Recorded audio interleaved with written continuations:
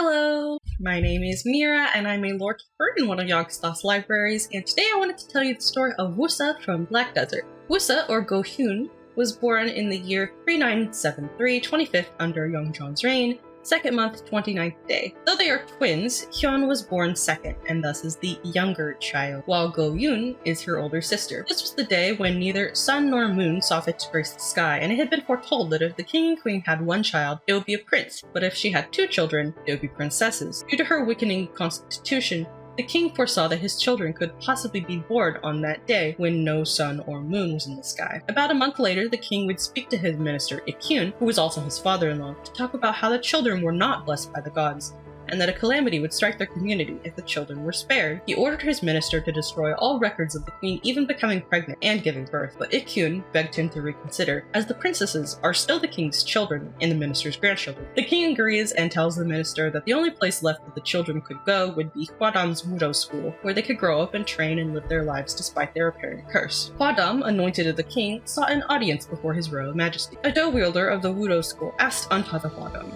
"Twins born on a day shunned by both sun and moon. Wherever did you find these children, O master of religious rite?" After a brief moment of silence, Hwadam responded, "They are my daughters. Do not utter another word on this matter." And so Hwadam adopted Go-eun and Go-hyun and kept their identity a secret. One spring day, when plum blossoms were in full bloom, Hwadam started to relay teachings upon the twins. Sit with appropriate care, calm your lips and eyes, and extend your ears to the rumblings of your heart. The younger twin, Hyeon, upon enlightenment, found dough to be like pure winter and calm water, while the elder twin, Un, remained distracted, unable to proceed any further in her studies. One summer day, with orchids shyly in bloom, a dough-wielding acquaintance of the Hwadam addressed the younger twin. "You are a vessel vast enough to hold all," and expressed great amazement. Gazing upon the older twin, he said, "You have a face that would attract many a spirit," and expressed great admiration. Alike in appearance, yet one is a cracked vessel, and the other a fox doomed to wander alone in the flowers. Hearing this, the elder sister stood abruptly, yelling, "Cracked? I'll show you cracked!" Hwadam immediately began assuaging the upset guess. One fall day, with chrysanthemums strewn from heavy showers, a dough-wielder urgently sought an audience with the Hwadam. Elder sister has left the Wudo school grounds. The Hwadam blows away a tiger butterfly perched upon the dough-wielder's shoulder. "Tell me what happened." The dough-wielder shook their head. Twins quarreled furiously. Hyeon was injured and is being tended to by a physician. As the elder twin was leaving, Hyeon relayed the following words to her parting sister: "The way of dough lies on but a single path."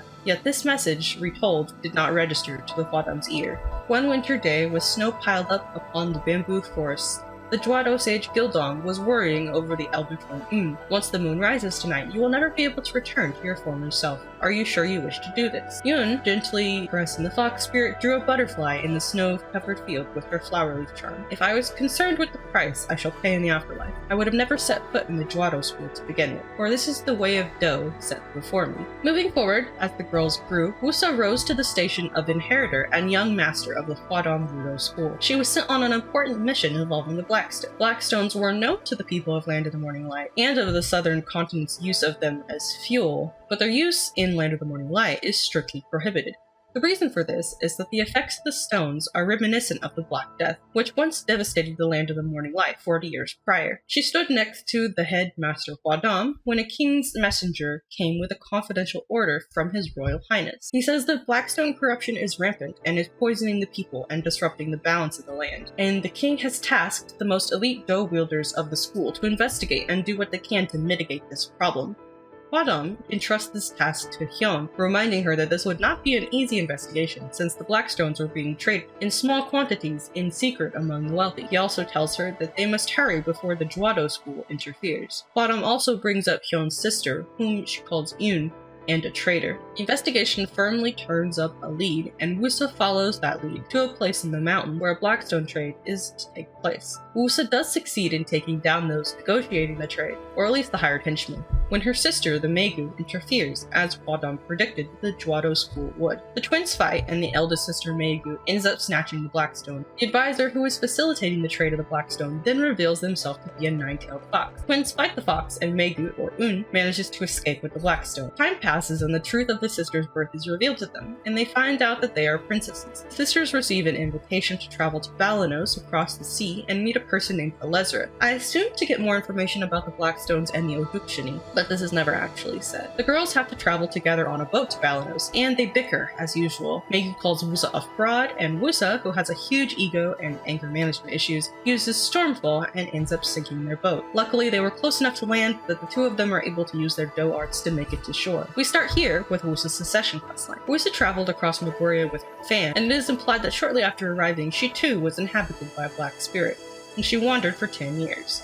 At some point, some of her students from the Wudo school also came across the ocean to look for her. A young sorceress appears before Woosa and tells her about the others that came through here and the traces they've left. Woosa follows the faint traces of dough magic around Medea, several memories of the places from Land of the Morning Light coming back to her as she does. Lezra then pops up and tells her that they are wasting their time chasing down traces of the dough users, and implies that Woosa's fellow Wudo members have long gone to a place unwelcome to the living. Elezra tells us that she ran across Woosa's sister and found that she had something in her possession that belonged to Woosa, and so she had come to return it, after you fight her, of course. The item was a fox charm that had stolen and sealed away some of Woosa's power, which she then recovers once she defeats the illusion. After a time, the events of her awakening questline occur. It begins with Woosa receiving a letter to meet at a location in Medea. When she arrives, her sister, the Megu, is also there, having presumably received a letter of her own. Hyeon, or Woosa, recognizes her as a member of the Dwado school and fights her. Their fight, however, is interrupted by Kumiyun, a heavenly fox spirit that followed the sisters across the sea. She said that they haven't changed a bit, but she recognizes that they've lost their memories, and so she restores them. She also says she has left a gift for the two sisters in Hasra ruins. After remembering her past and her relationship with the Megu, Hyeon talks with Yoon, and they bicker as they always have, before heading to Hasra to see what gift the fox spirit could have possibly left for them. After fighting their way to the deepest parts of Hasra, the sisters must work together to open a door to another realm. Going through the door, they arrive in a place known as Xinjiang. This is said to be one of the resting places of the gods, and there they see the masters of their respective schools, Hwadam of the Wudo school and Gildong of the Dwado school, playing a game of Bado. The heavenly fox appears and tells the masters that the two sisters are spitting images of them when they were younger, always fighting. The two masters explain to the sisters that the way of Do is but a single path, and that once they tried to duel to the death, but were visited by fate and enlightened, and realized that they had nothing to fight about because their goals were actually the same. The masters asked the fox goddess to teach their pupils a lesson in exchange for some rare Dale wine from York County. The fox agrees and tells the girls, sometimes the winding path is faster than the rocky slope, but you two only see the mountain straight ahead, and then challenges them to a fight to the death. Two girls fight together against the fox, but they are beaten down. The fox explains that it's Woosa's ego that is limiting her abilities, and that they cannot reach the pinnacle of Do by just using a single fan. Understanding the lesson, finally, Hyeon hears the voice of a netherworld deity called Sahi, who offers her power, much in the same way that the Megu fox spirit has a pact with her sister, Yoon. Hyeon accepts and re-enters the battle with her new weapon, a book and calligraphy brush that allow her to channel Sahi's power, the same as the charms of the Dwado school allow Yoon to channel the fox spirit's power. Yoon also emerges with a new weapon, a fan of the Wudo school. Two fight the fox together and are victorious. Upon passing the fox's test, Hyeon has conversations with Hwadam, Gildong, Yoon, and the fox goddess. Her master says he is proud of her and that he has known her true identity as one of the princesses this whole time, but he says that the affection gained from raising a child is greater than the affection gained by birthing one, which is just so sweet. Hyeon speaks to the fox goddess and learns a bit more about Princess Sahi of the Netherworld, and that she originally was called Baridegi when she was a baby. Gildong, despite knowing that Hyeon still has a prejudice against him and his school, congratulates her and says that Hwadam raised one heck of a daughter, and that he is glad to see her again. The conversation with Yoon, despite just having taken a step towards enlightenment together, is more bickering, sadly. And that's it. Thank you so much for watching, and I hope to see you next time here in the live room.